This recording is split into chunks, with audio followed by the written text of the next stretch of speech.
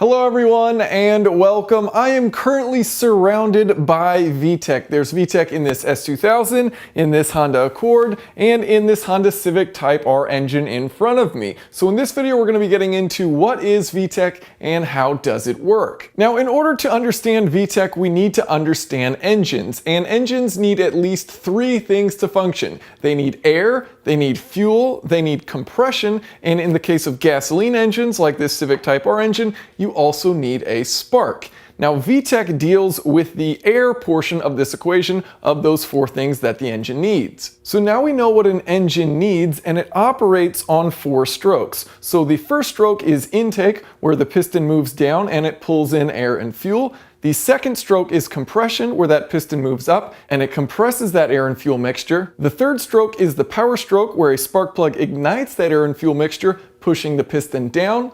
And then the final stroke is the exhaust stroke, where the piston moves up, pushing out those spent exhaust gases. Now VTEC can optimize airflow during those strokes, so both during the intake stroke as well as during the exhaust stroke, you can use VTEC to maximize and optimize the airflow that you get going through the engine. Now before we look inside of the Type R engine, let's look at a simplified example. So here we have a cylinder head and we have valves to allow air to come in and out of the cylinder. So here we have the intake valve, which allows for air to go in, and then here we have the exhaust valve, which allows for air to go out. Now how much these valves actually open is dependent on the camshaft. So the camshaft is going to be responsible for opening and closing those valves. So you can see these cam lobes on the camshaft right here. So this is rotating, and as it rotates, it will force that valve open. Now, the greater the height on this lobe right here that forces that valve open, the more it's going to lift. And so the more that valve lifts open, you can see the more airflow it will allow to come in or out of the engine. Now, if you can put more air into an engine, you can put more fuel into that engine, and then you can make more power. So now let's take a look at how the valves work on the Type R engine.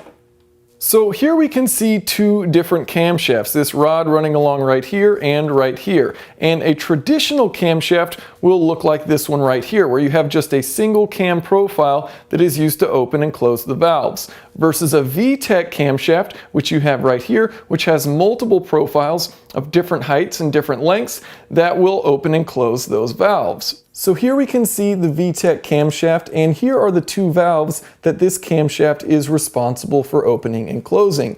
And as you can see, it has two different cam profiles to choose between. So it can use this inner cam profile, which has a higher lift on it, or it can use this lower cam profile here on the outside. It'll use both of these simultaneously to open these two valves. So it can switch between these two profiles. So why might you want this lower profile? Well, you'll use the lower profiles at lower RPM. So at lower RPM, you don't need as much air, and so because of that, you use a lower profile, and that means that the air is coming in faster. By restricting the airflow, the air is forced to speed up. And by speeding up that air, it mixes with the fuel better, and because it's mixed with the fuel better, you get more efficient combustion. Now at high RPM, you want to make as much power as possible, so you want as much air coming in the engine as possible. So you use the higher lift cam profile, and that allows that valve to open up more, and you can force more air into the engine, and thus use more fuel and make more power. So how does VTEC actually work? Well, at lower RPM,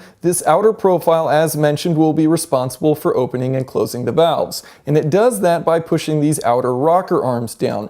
This center rocker arm is disconnected from these two outer rockers, and so this center cam profile is moving this center rocker up and down, but because it's not attached to the outer rockers, which are attached to the valves, it's not actually influencing the lift of the valves, so they're lifted with the lower cam profile. Now, once the engine starts spinning up faster, you're going to want to start to use this higher lift cam profile. And so what happens is, oil pressure at those higher engine RPMs will force a piston to lock these rocker arms together. And so where previously this cam profile was just moving this rocker arm up and down and it wasn't doing anything, now it is locked to these rocker arms, which are of course attached to the valves. So now this center cam profile is responsible for opening and closing the valves, and because it has a higher lift, the valves will then have a higher lift. and you can continue to use oil pressure to change if that piston has locked or unlocked these rocker arms to choose which cam profile you want to use. Now, if you've been paying close attention, you'll have noticed that VTEC only exists on this engine on the exhaust side, so only for operating the exhaust valves,